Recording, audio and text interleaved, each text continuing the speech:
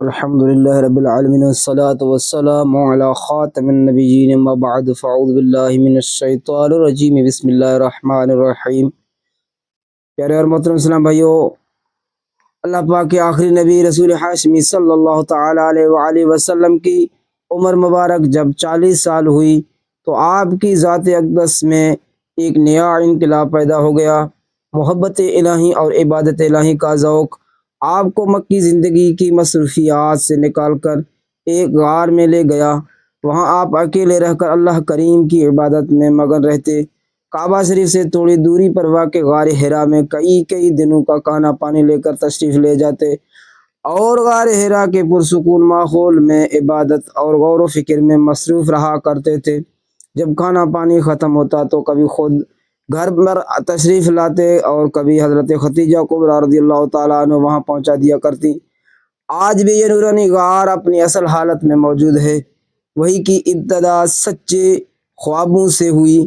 آپ رات کو نیند کی حالت میں جب خواب دیکھتے، بعد میں اس کی تعبیر یوں واضح ہو جاتی جیسے دن کا اجالا اور سورج کی روشنی۔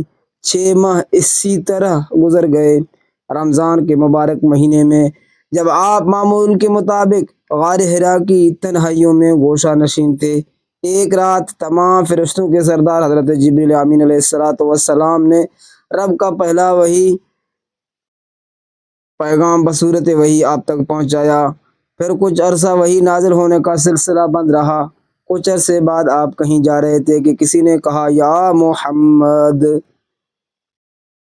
کہہ کر آپ کو پکارا۔ آپ نے آسمان کی طرف نظر اٹھا کر دیکھا تو حضرت جبریل جو غار میں آئے تھے اب زمین و آسمان کے درمیان ایک کرسی پر بیٹھے ہیں۔ آپ پر خوف طاری ہوا۔ آپ گھر آئے، کمبل اوڑھ کر لیٹ گئے۔ اس وقت یہ آیات کریمہ نازل ہوئی، یا ایھا المدثر قم فانذر وربک فکبر وثیابک فطہر ورجز فہجر۔ ترجمہ: اے چادر اوڑھنے والے، کھڑے ہو جاؤ، پھر ڈر سناؤ اور اپنے رب ہی کی بڑائی بیان کرو، اور اپنے کپڑے پاک رکھو اور گندگی سے دور رہو۔